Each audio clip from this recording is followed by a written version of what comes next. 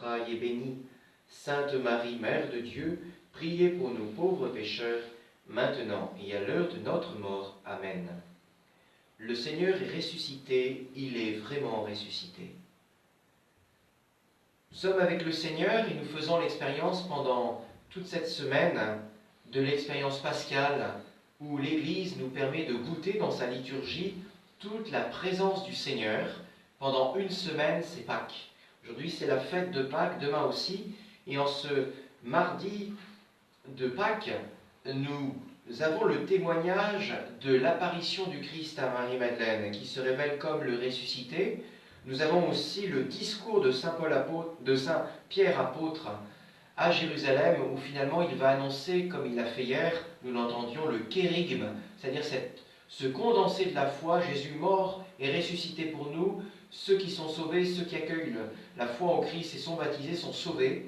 Voilà, le cœur de la foi, le kérygme. Pierre qui parle dans l'expérience de la rencontre avec le ressuscité, et Marie-Madeleine aussi. Alors ça nous enseigne sur quelque chose de fondamental. La vie chrétienne, c'est du mouvement. Nous ne pouvons pas rester statiques, nous ne pouvons pas rester en surplace. Même confinés, notre cœur est appelé à être en mouvement. Après tout, le Seigneur n'avait-il pas dit un jour qu'il était le chemin, la vérité, la vie, et qu'il fallait le suivre, donc être en mouvement?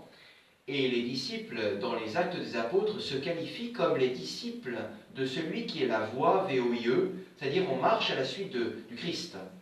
Donc on est en mouvement, et l'expérience du ressuscité, une vraie rencontre avec Jésus vivant, nous met en mouvement.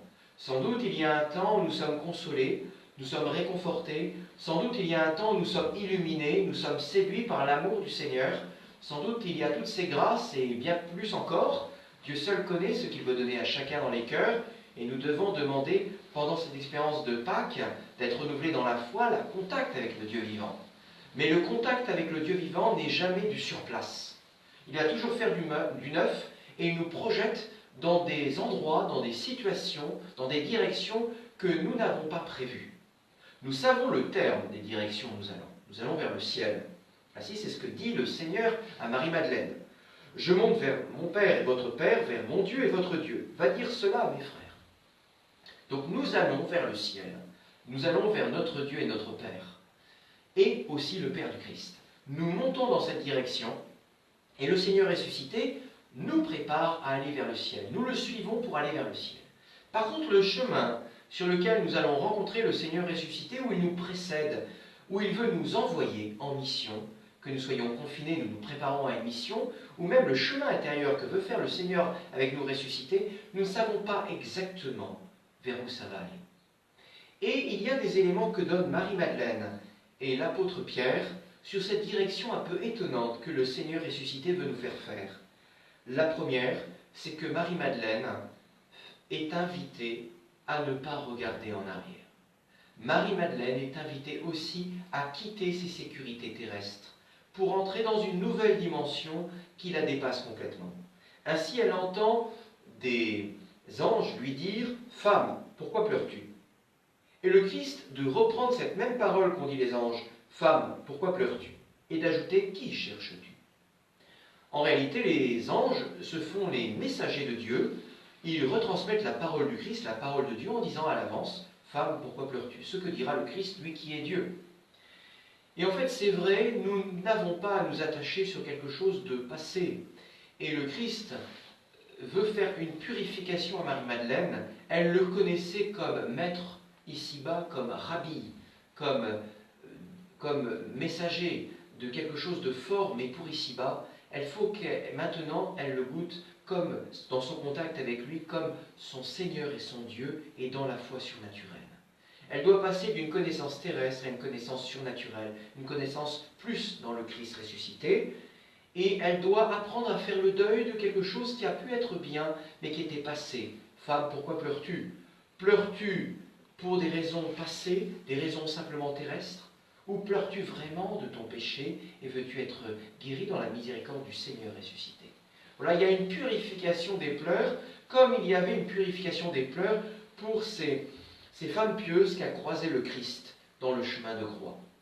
Si nous pleurons parce que le bois vert, il lui arrive cela, Qu'en sera-t-il du bois sec? Est-il dit le Christ à ces femmes de Jérusalem. Et de la même manière, Marie-Madeleine est appelée à être purifiée dans sa tristesse, à cette absence, pour rentrer dans quelque chose de plus fort, d'être projetée dans la vie surnaturelle de foi. Et elle n'est pas invitée à toucher le Seigneur. Le Seigneur lui dit « cesse de me tenir », mais elle est appelée à toucher le Seigneur dans la foi.